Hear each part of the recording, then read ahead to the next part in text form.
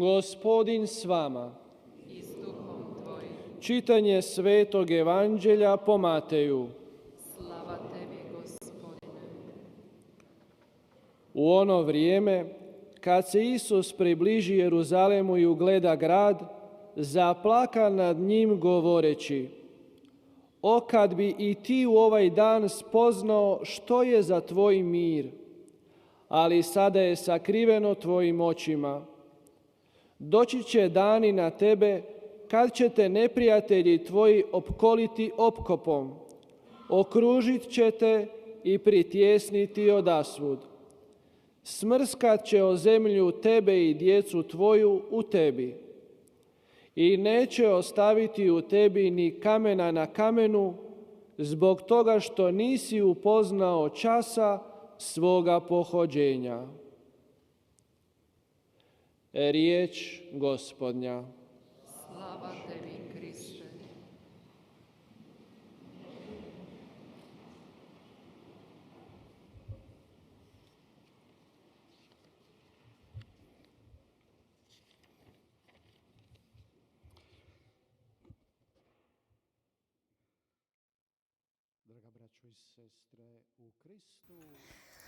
사랑하는 형제자매 여러분, 교형자매 여러분, 이 복음 안에 등장하는 예수님의 모습을 관찰해 봅시다. 예루살렘으로 들어가셔서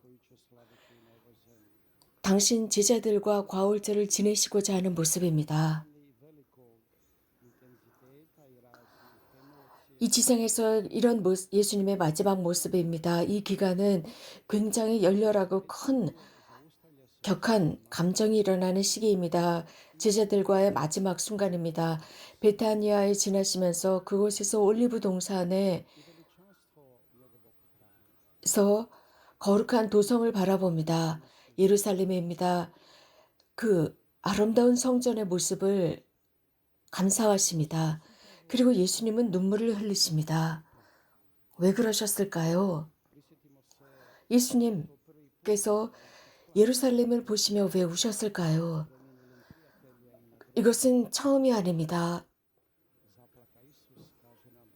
라자로의 무덤에서 우셨고, 라자로는 그분의 친구였으며, 요한은 이렇게 언급했습니다. 예수님께서 눈물을 흘리신 이유는 라자로를 사랑했기 때문이다. 예수님은 인간의 모든 느낌을 지니고 계셨기 때문입니다. 그런데 지금 무엇을 보고 계시는 걸까요? 무엇이 예수님을 울게 만들었을까요? 이 도성을 보면서 예수님은 왜 격정에 휩싸여 눈물을 흘리셨을까요? 당신의 이스라엘 백성을 보시면서 그 눈앞에서 영화처럼 흘러가는 것이 있었습니다. 예루살렘이야말로 모든 이스라엘 백성의 모든 예식의 절정의 장소였습니다. 하느님의 모든 개입이 예루살렘으로부터 출발했고, 모든 이스라엘 사람들이 열심한 사람들의 희망이 그곳에 있었으며, 그 사람들의 모든 눈은 예루살렘을 향하고 있었습니다. 그래서 예루살렘으로부터 모든 변화가 일어날 것이다 라고 믿고 있었고, 또 메시아가 오실 곳으로 인식하고 있었습니다. 예루살렘입니다. 그래서 어떤 유대인들은 예수님을 메시아로 인정했지만, 이것은 당신의 척도, 즉 그들의 척도 어떤 구원자, 해방자가 아니라 정치적인 구원자로만 생각했습니다. 하지만 예수님은 알고 계셨습니다. 그분은 유대인들에게 있어서 완벽하게 본 의대로 받아들여지지 않았다는 것입니다. 유대인들은 그런 예수님을 받아들이지 않았습니다. 그래서 성전은 그 돌이 쌓아진 그 모습 그대로 남아있지 않을 것이다 라고 말씀하십니다. 로마 제국은 이 성전을 파괴합니다. 그래서 그 이후로 예전 모습을 찾지 못했습니다. 그 기초까지도 완벽하게 파괴되었기 때문입니다. 그리고 그 기초의 모든 돌들을 가지고 이슬람 사원을 만들었기 때문입니다. 우리 그리스도인들에게 있어서 예루살렘은 또 다른 가치를 지니고 있습니다. 교회의 어떤 서류로서, 문서로서의 정체성을 드러내고 있습니다. 교회의 탄생한 장소입니다. 예수님은 그곳에서 성령을 제자들에게 보내셨고, 또 예루살렘에서 복음의 선포가 출발했으며 또 예수님께서 이미 예언하신 대로 성령의 힘을 얻을 것이다 라고 한 곳이 예루살렘이었습니다. 너희 각자에게 성령의 힘이 내릴 것이고 너희들 각자가 예루살렘과 유대야와 사마리아와 이 세상 끝까지 나의 증인들이 될 것이다 라고 한 곳이었습니다. 그리고 예수님께서 돌아가신 뒤 50년에 첫 공의회가 열린 곳이 예루살렘이었습니다. 그리스도인들은 예수 그리스도를 받아들인 그리스도인들은 그래서 이제 더 이상 율법에 좌우되는 사람들이 아니었습니다. 그 결과 그리스도교는 그리스 문화에 가까운 교회가 되었습니다. 베드로는 사도 야고보와 함께 있었고 그럼으로써 예루살렘은 그 예루살렘에 살고 있는 사람들에 의해서 죄를 진 곳이 되었습니다. 우리는 죄의 결과를 너무 잘 알고 있습니다. 또 당시의 유대인들도 죄의 결과를 알고 있었지만 회개하지 않았습니다. 이미 구약 성서에서부터 죄의 결과를 알고 있었습니다. 소돔과 고모라를 보아도 알만합니다. 죄 때문에 파괴된 도시들입니다.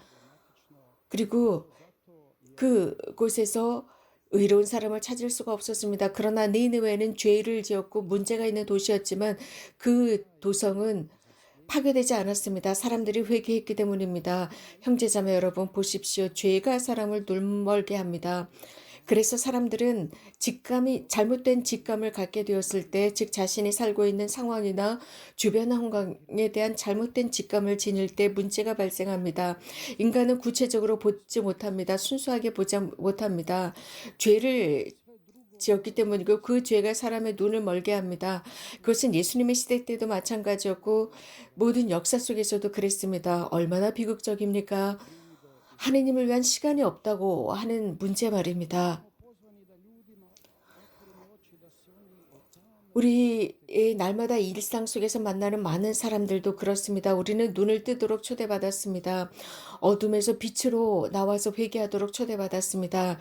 우리들의 임무는 사탄으로부터 하느님께 사람들을 이끌어가고 어둠으로부터 빛으로 이끌어가야 합니다. 그것은 우리들 각자도 마찬가지이고 우리들 각자가 누군가를 회개시킬 힘이 없습니다. 그 누군가의 눈을 뜨게 해줄 능력도 없습니다. 그러나 우리가 알고 있는 것은 우리가 하는 것이 아니라 성령의 힘으로 하는 것입니다. 성령께서는 우리들을 증인으로 만듭니다.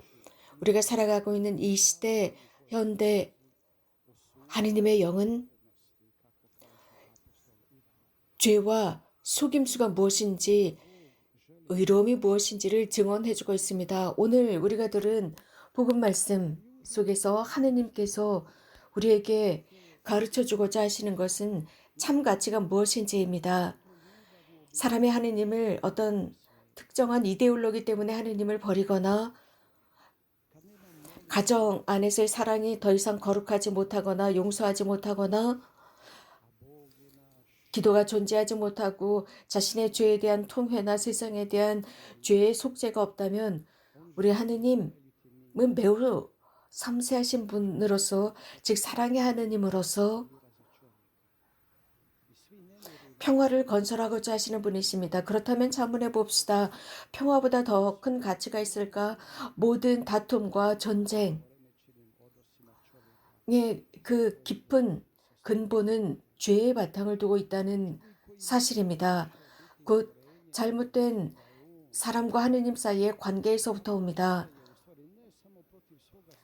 더 이상 피조물로 남는 것이 아니라 자신이 창조주 신으로 오해하고 있기 때문입니다. 그래서 창조주와의 계약을 잘못 이해했을 때 사람 사이에 분열이 일어나고 이것은 우리들의 하느님을 슬프게 만듭니다. 성 바오로께서 디모데후서에서 이런 말씀을 하셨습니다. 디모데후에게 이런 말씀을 하셨습니다. 악마는 사람들을 묶어놓아서 자유롭지 못하게 만든다라고 했습니다. 우리 현대 그리스도인은 거룩한 성인들의 모범을 따라서 기도와 단식이 이러한 죄의 종살이로부터 우리들을 해방시켜 준다는 것입니다. 그것은 이곳 메주거리에 사랑하는 성모님의 경우도 마찬가지입니다. 우리는 이제 더 이상 하느님의 영을 슬프게 만드는 사람이 되지 않도록 합시다. 기쁨의 원인이 되고 주님께 기도하고 속죄하면서, 즉 하느님을 믿지 않고 하느님을 거부하는 이들을 위해 속죄하는 삶을 살아가도록 합시다. 우리가 어느 정도 하느님께서 슬퍼하시는 이유를 분석해 보았듯이 이제 하느님의 말씀을 더욱 이해하도록 합시다. 예수님께서 복음에서 하신 말씀은 세상에서 가장 큰 기쁨은 한 죄인이, 즉 99명의 의로운 사람보다 한 사람의 죄인이 회개했을 때 기뻐한다라고 했습니다. 하느님은 이렇게 우리가 회개할 때 기뻐하십니다. 우리들의 마음을 그분께 드릴 때 기뻐하십니다. 그리고 그렇게 할 때 그분께서 우리들을 잘 만들어 주시고 양성해 주시고 우리들을 이 세상을 위한 증인으로 만들어 주실 것입니다. 예수님께서 우리에게 평화를 주고 싶어 하십니다. 부활하신 예수님께서는 무엇보다도 우리들에게 평화를 축원해 주시고 당신의 제자들에게 평화를 주십니다. 그 평화는 세상이 줄 수 없는 평화이며 그 평화는 오로지 예수님과의 우정 관계로부터 오는 열매입니다. 우리들의 사랑하는 어머니께서 늘 주님의 말씀을 들을 수 있도록 전구해달라 청합시다. 늘 그분의 말씀을 들으면서 회개할 수 있도록 해달라 청합시다. 아멘. 우리 주 예수 그리스도를 찬미합시다.